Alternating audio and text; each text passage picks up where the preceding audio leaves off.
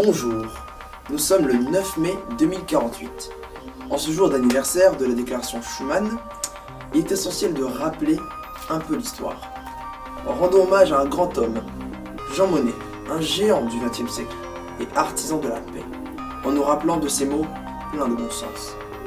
Il a dit un jour, ce qui est important, ce n'est ni d'être optimiste, ni pessimiste, mais d'être déterminé.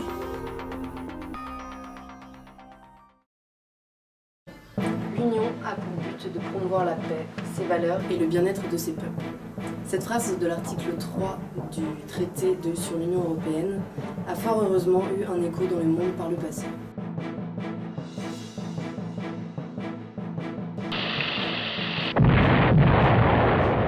En effet, il y a 30 ans aujourd'hui, une guerre nucléaire entre la Corée du Nord, dirigée par le dictateur Kim Jong-un, et les États-Unis d'Amérique, dirigés par le président Donald Trump, éclate.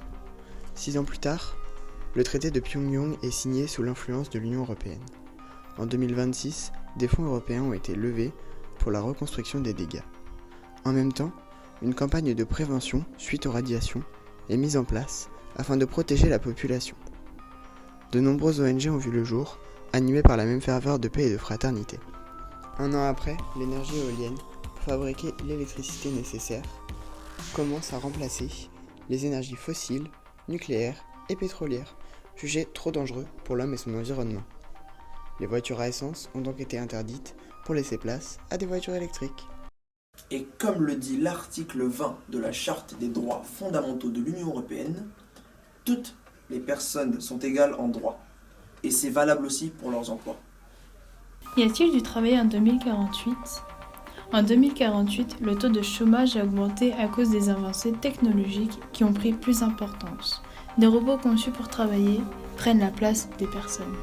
L'autre partie des actifs est plus constituée d'hommes, car ils ont toujours été favorisés par la société.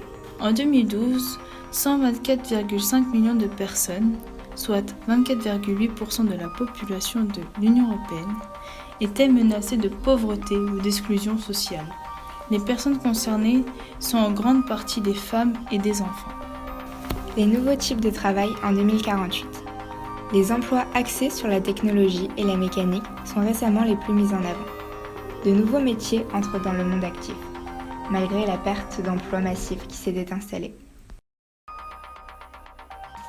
Et grâce aux nouvelles technologies d'aujourd'hui, l'armée est préparée pour la guerre de demain. Les armes dernière génération ont été exposées au grand jour. L'Union reste soudée comme le prescrit l'article 42.7 du traité de l'Union européenne. La clause de solidarité prévoit que lorsqu'un État est agressé, tous les États membres doivent lui apporter aide et assistance face à cette agression. Car l'ennemi n'est pas un ennemi de la France, c'est un ennemi de l'Europe. Aujourd'hui, c'est la fête de l'Europe.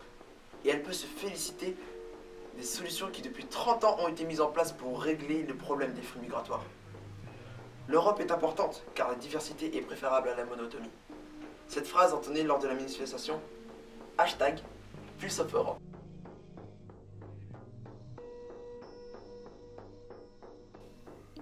Aujourd'hui, 9 mai, date anniversaire de l'Europe, faisons un retour historique. Il y a 30 ans, le président Emmanuel Macron avait promis, en adressant ses vœux de début d'année à ses concitoyens, un hébergement pour tous. Rappelons le contexte de l'époque. La crise des migrants était à son apogée. La France menait une politique très dure, et les migrants étaient retranchés dans des camps de fortune. Le président n'était pas apprécié par le peuple. En réponse, beaucoup de manifestations avaient eu lieu à l'époque. Car les conditions des migrants, et même des Français, étaient de plus en plus déplorables. Il était temps de changer les choses. De nos jours, heureusement, en 2048, nous pouvons constater une nette amélioration des conditions de vie des migrants, grâce à une politique d'ouverture et à une solidarité grandissante et commune à tous les pays européens. Ainsi, un projet de carte d'identité européenne a été lancé sous forme de concours auprès d'étudiants de différents pays européens. Et nous pouvons aujourd'hui vous dévoiler les 3 projets finalistes. Ces cartes d'identité seront proposées aussi aux migrants qui, comme tout citoyen européen, pourront circuler librement sur le territoire européen. Évoquons à présent le sujet de l'éducation et le développement de nouveaux établissements aménagés technologiquement. Premièrement, nous allons parler des fournitures que les élèves utiliseront en cette rentrée 2048. Ils auront à disposition des tablettes et stylets pour alléger le sac. Les professeurs seront remplacés par des robots teachers. Des matières de sociabilité seront ajoutées avec de vrais professeurs. De plus, les moyens de transport seront plus rapides et peu polluants grâce à des podcars en lévitation. Erasmus est bien plus qu'une expérience d'études. Pour moi, c'est une manière de regarder le monde avec un nouveau regard, de ressentir et de découvrir de nouvelles émotions et d'apprendre ce qui ne figure pas dans les livres de cours. L'Europe a toujours été à la pointe des efforts de promotion de l'écologie. Notre planète doit être au centre de nos préoccupations et de notre attention. Cette phrase prononcée par le pape François il y a 30 ans est toujours d'actualité. Aujourd'hui, la planète est transformée. Elle est en meilleures conditions qu'il y a 30 ans. Par exemple, les océans ne sont plus envahis par les déchets, car les déchets sont maintenant triés et recyclés par des collectes systématiques de déchets. Toutes les centrales nucléaires ont été remplacées par des énergies vertes. L'alimentation a aussi changé. Nous sommes passés à une alimentation plus saine et totalement propre vis-à-vis de l'environnement. Pour nous nourrir désormais, tout en respectant la planète, nous n'utilisons aucun pesticide. Et pour nous déplacer, nous utilisons uniquement des vélos et voitures à énergie verte. Aujourd'hui, on annonce la fermeture de la dernière centrale nucléaire d'Europe. Les centrales nucléaires sont désormais utilisées comme centres de recyclage à biogaz. Des centres de recyclage de déchets pour faire des vêtements ont été mis en place.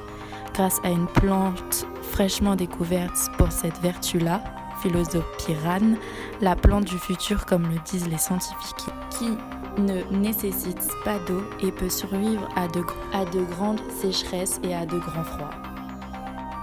Grâce à un prélèvement de muscles sous anesthésie locale sur une vache, par exemple, grâce à ce prélèvement, on peut produire plusieurs portions de viande en culture in vitro. Grâce à l'Europe et à tous nos efforts, la planète a retrouvé le sourire. La banquise s'est à moitié refermée. Des équipes ont été formées pour maintenir la température et ne plus risquer les excès de pollution du passé. Sans le financement de l'UE, il n'aurait pas été possible de faire cette découverte, a déclaré Michael Guillon, astronome belge ayant découvert le nouveau système solaire TRAPPIST-1. Ce qui est valable pour la recherche en astronomie l'est aussi pour les innovations médicales. Nous sommes en effet sur le point de savoir réparer ou de remplacer presque tous les organes. Bonne fête de l'Europe à tous vos proches. Et restez fidèles à European News.